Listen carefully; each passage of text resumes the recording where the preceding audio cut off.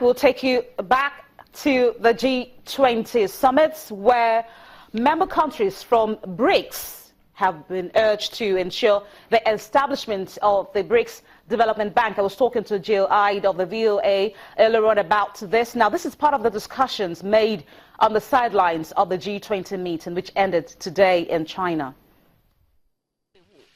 Chinese President Xi Jinping has called upon members of the emerging market bloc to drive the BRICS new development bank to implement the first batch of projects and boost the bank's management level and financing capabilities.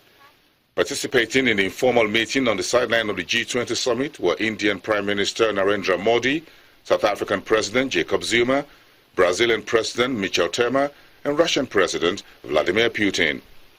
BRICS nations are leaders among emerging market economies and developing countries, and also important members of the G20. Xi said, noting that they should reinforce coordination to build, maintain, and develop the BRICS and G20 platforms. First, Xi urged BRICS countries to take innovative measures to promote the economic growth.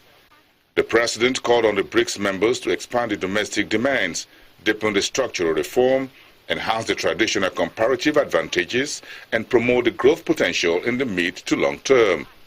The 5 countries should implement the strategy for BRICS economic partnerships reached at the UFA meeting in 2015 and enhance cooperation in trade, investment, finance, infrastructure, and culture. Second, Xi urged BRICS countries to make joint efforts to improve global governance. The president called on the BRICS members to promote the reform of the governance structure of the International Monetary Fund and the World Bank, so that emerging market and developing countries would have greater representation and greater say. Third, Xi urged BRICS members to jointly work to safeguard international equity and justice and build a peaceful and stable environment for development.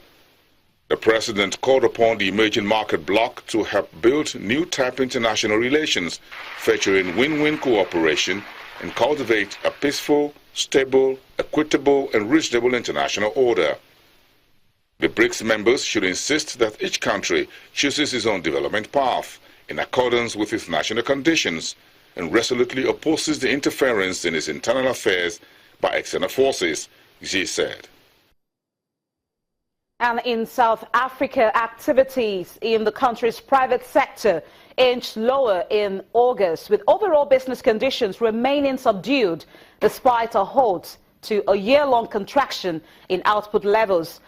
This is according to the Purchasing Managers Index, and that figure slipped to 49.8 in August from 49.9 in July, with output levels and new orders increasing marginally, while the decline in export orders accelerated.